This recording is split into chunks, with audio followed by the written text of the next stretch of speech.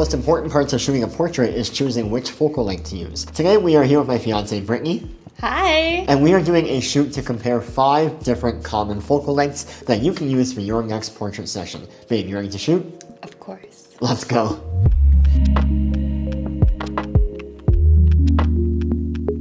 Alright, so first let's talk about why focal length is important in your portraits. Focal length is what is going to give you compression and perspective for your shots. Whether you want a really wide shot where you show a ton of the background and the surrounding environment, or you want a really up close and personal intimate shot where the only focus in the entire image is the model or even a part of the model, focal length is going to be your biggest weapon in your toolkit. But the thing that most beginner photographers don't understand is that focal length is not the same thing as zoom. You can't just crop in or zoom in on an image and get the same effect that a different focal length is going to give you. For example, you can't shoot a picture at 16 millimeters and just crop in and say that that is 200 millimeters. It's not the same thing at all. With different focal lengths, you are also compressing or decompressing the background, the subject, and the foreground. Without getting too technical, basically at a very small millimeter focal length, like right now we're at 16 millimeters on this lens, basically think of it as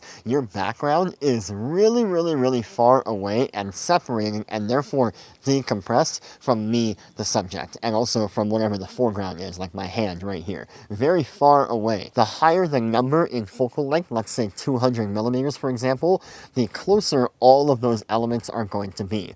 So if you shot this exact same shot at 200 millimeters, you would see or feel like the background is really close to me and my foreground is also really close to me. That is basically, in a nutshell, without getting too technical, what focal length is all about. So let's talk about the first focal length of the day. Okie dokes, the first focal length that we're going to talk about is 20 millimeters. Now for me, this is a focal length that I don't typically use for portrait work only because it's just not my personal style. 20 millimeters is quite wide. In fact, it is exactly this wide, which on here is like the camera is a foot away from my face, and yet look at how much you get around the subject. So now translate that over to an actual model portrait. It's going to look pretty wide and pretty distorting. Now that being said, you have to play with that distortion. If you shoot a model close up like this, you're going to see that there is a lot of warping to the shape of their body and to the shape of their face and to the background itself. So what I like to typically do for portraits around the 20 millimeter mark is to shoot wide. Shoot wide, get more of the surrounding around the model, get more of the environment, and therefore kind of leaning into the fact that you have a wider focal length to work with. And also most of the time with wider portraits at the 20 millimeter end, I actually prefer to shoot horizontal or landscape as opposed to a vertical portrait. For whatever reason, I think that horizontal landscape portraits at a wider focal length look a lot more satisfying than those that are vertical at the same focal length. That's just my preference, so a lot of the example images here are going to be horizontal as opposed to vertical, but just something to think about when you go and shoot your next wide angle portrait session. The key takeaway here is that there is a lot of distortion on the model when you shoot up close to them, so you want to make sure that you are far enough away to not have that same distorting effect on their body. Okay, let's shoot.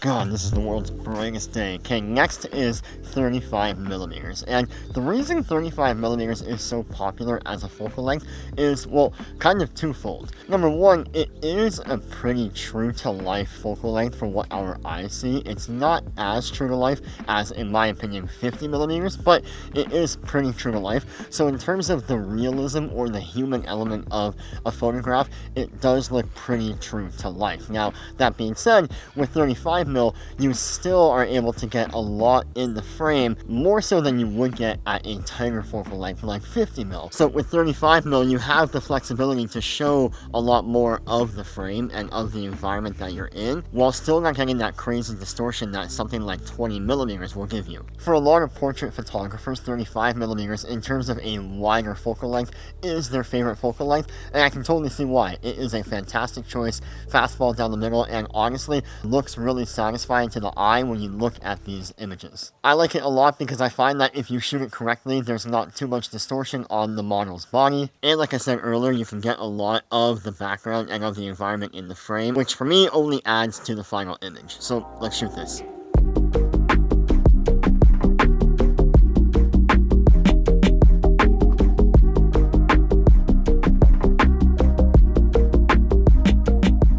Alright, the third focal length that we're testing out is 50 millimeters. And now this is a really important one because 50 millimeters, in my opinion, is pretty much what our eyes see. So if you basically took a 50 millimeter lens or a 50 millimeter portrait and expanded it to a really wide field of view, like almost a 180 degree field of view, our eyes almost see at that exact same focal length. And why is that important? Well, it's important because that will translate to an image that looks really human and real to life, because that, as humans, are what we are used to seeing in our everyday life. Now, what that means for the actual model and the subject and the picture itself is that you get a pretty equal level of compression that you are used to seeing with your own eyes, which means that it's typically easy to shoot.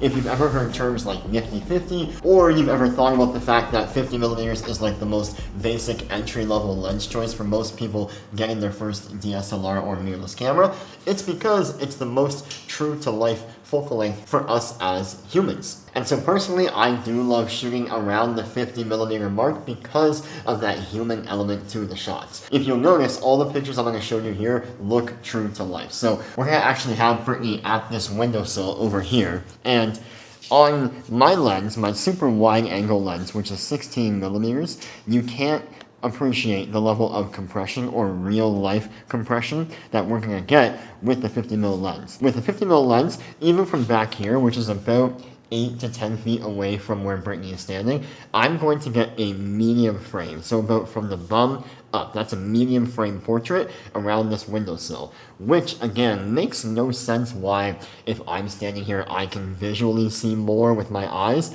That's field of view, not focal length. Focal length, I like to think of it as the level of compression, and for me, it's one of my favorites for medium portraits.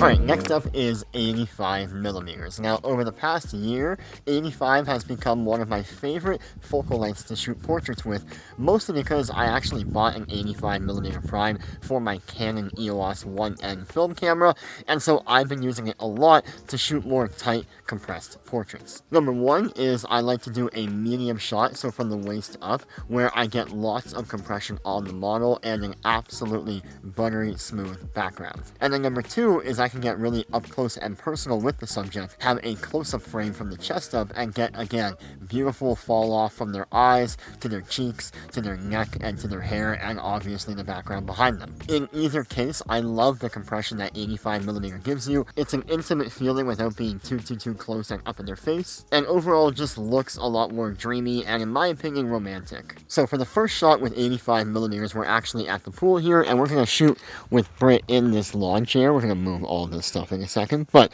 we're going to be shooting at 85 from way up here because we might turn the chair a bit because the light from the sun is beautifully falling onto Brittany's body from her left side to her right side, and with 85 mil we're going to be able to get really tight and up close. If I'm back here, which is about 4 feet from her, I'm going to shoot from way up here and probably get only this much in the shot, and we can get even closer like this and shoot that much of her. Anyways, you'll see in just a second, but I love how compressed and tight 85 millimeters can be.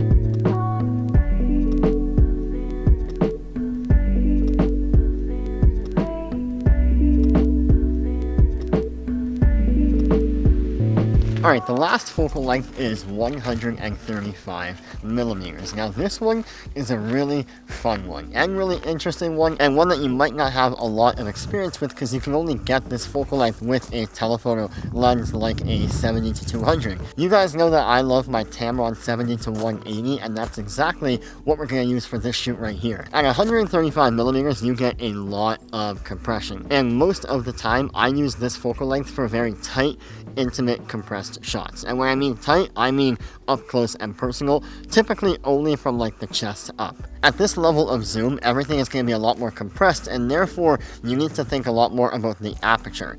Normally at, let's say, 35 or 50 mil, you might use f1.8, f2.8, whatever that low number might be, but on a 135 millimeter focal length compression, that aperture, 1.8, 2.8, is going to be way too shallow for most of your shots. And so where I end up for most of my shots are around the f6.3 mark. Actually, I'm almost always at f6.3 or f7.1.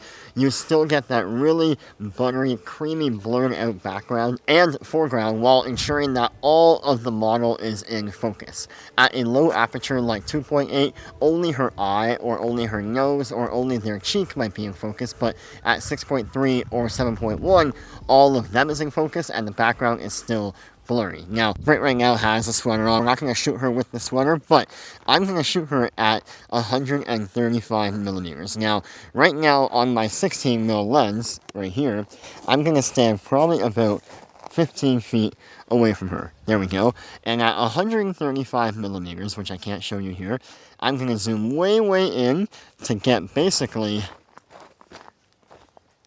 that close to her, which is like only from her chest to above her head, and you're going to see how much more compressed my lens right now is at 16 mil, and look at how much of the background I'm getting in the frame compared to when I shoot this at 135 mil. So let's shoot that.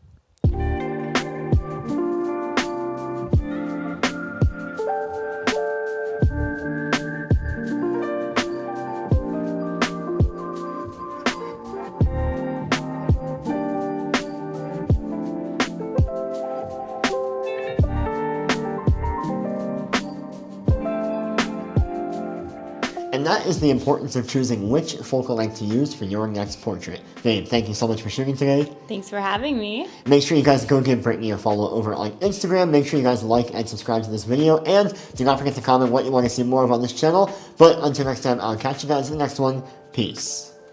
Ciao.